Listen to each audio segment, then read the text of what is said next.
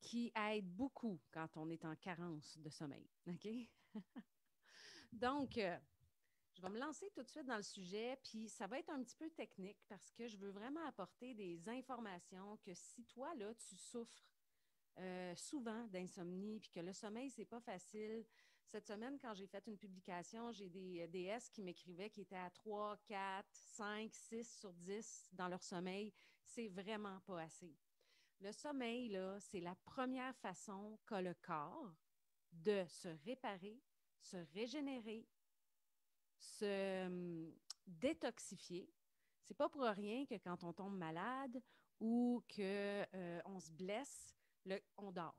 C'est même les animaux, c'est pareil. Tout le monde, c'est pareil. Quand il y a quelque chose qui ne va pas dans le corps, on a besoin de dormir. Fait que le corps a besoin de ça pour être capable de reprendre le dessus. Et dans le sommeil, il existe différents patterns de sommeil. Et pas tout le monde est pareil. Fait que des fois, on pense que, mettons, un bon sommeil, c'est que je me couche le soir puis je ne me réveille pas du tout jusqu'au matin. Mais ça, c'est faux. En fait, on se réveille plusieurs fois par nuit. Fait qu'un cycle de sommeil, c'est 1h30. Et en 1h30, on passe d'un sommeil léger, donc en surface, qu'on appelle alpha, et on descend en sommeil profond, qu'on appelle bêta. Marie-Paul, allô, j'ai vu que tu es là. Yeah, je suis contente. Donc, en sommeil profond, c'est le sommeil bêta. Mais à toutes les heures et demie, on fait surface et on se rendort. Fait que souvent, on s'en rappelle juste pas. On se réveille 1 seconde, 2 secondes, 1 minute, mais on est ailleurs. Mais quand même, on fait surface plusieurs fois par nuit. Puis à mesure qu'on approche le matin, ben, les temps d'éveil sont plus longs à chaque fois qu'on fait un cycle d'1 heure et demie.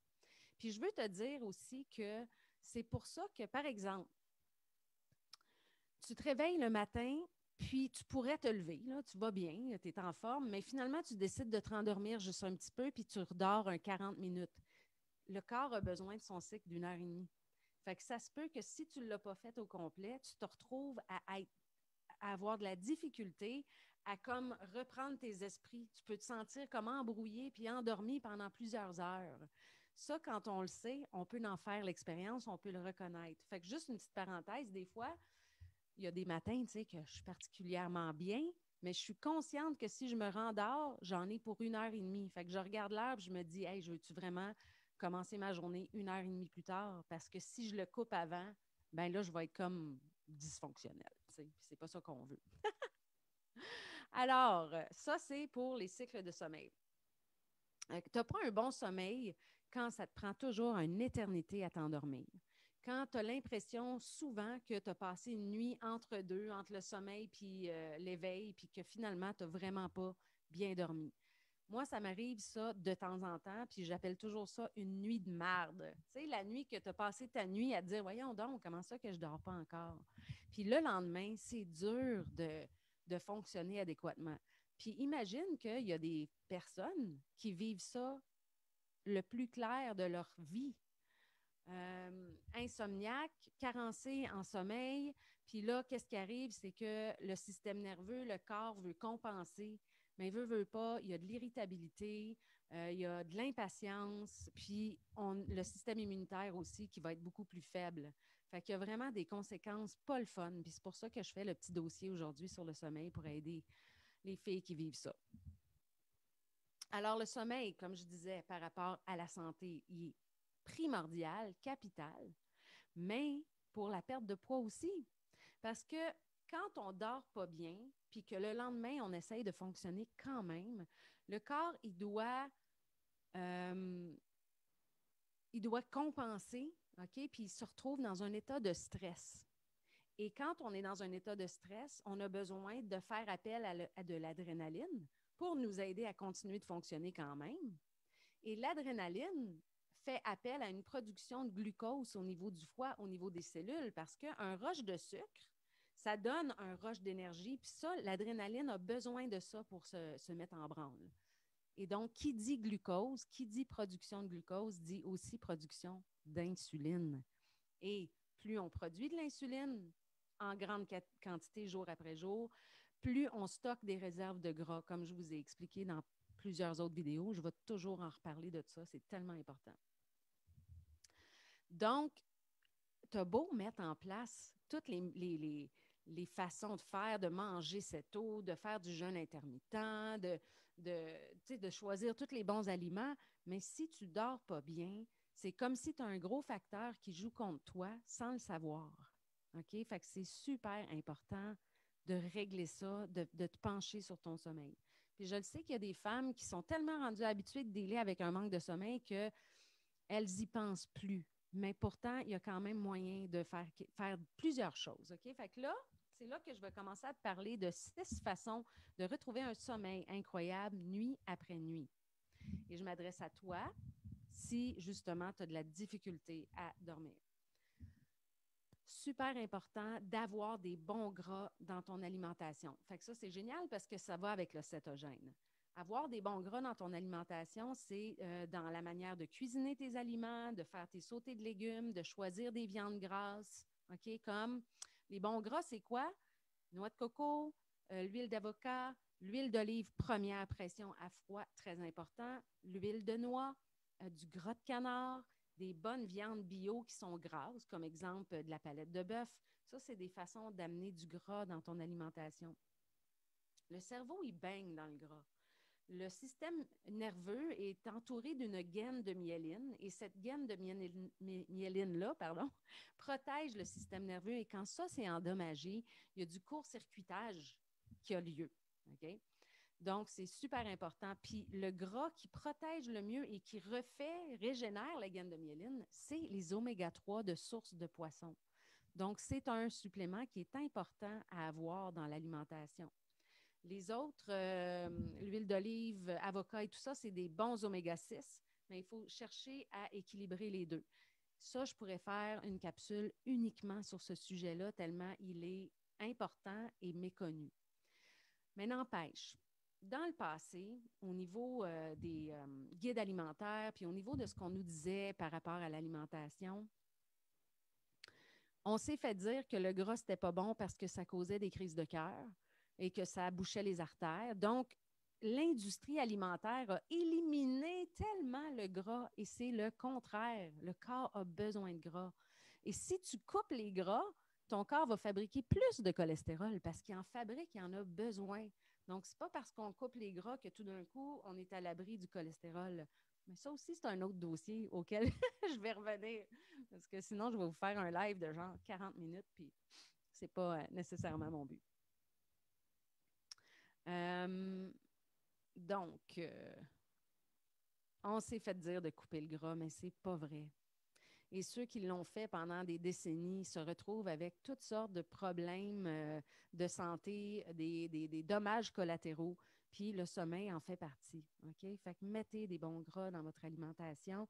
Puis moi, j'ai un supplément que j'utilise depuis des années, le Bioméga d'USANA, que c'est ça qui fait la différence pour moi, en tout cas au niveau de mon système nerveux. Donc, deuxième point, la lumière. La sécrétion de mélatonine s'accorde avec la lumière du jour et donc aussi, il y a une corrélation avec la vitamine D. Les scientifiques ont établi qu'avec l'avènement de l'ampoule, les êtres humains ont commencé à sécréter beaucoup moins de mélatonine, l'hormone du sommeil. La mélatonine te permet d'aller en sommeil bêta, d'aller en sommeil profond. Donc, d'une façon naturelle, en vieillissant, on en sécrète moins. C'est pour ça que souvent, les personnes très âgées, ils dorment 4 heures par nuit. Ils sécrètent beaucoup moins pas d'insuline, mais de mélatonine. Mais avec l'avènement de l'ampoule, d'une manière non naturelle, les gens ont commencé à en sécréter moins et là, on a commencé à avoir des problèmes de sommeil arriver.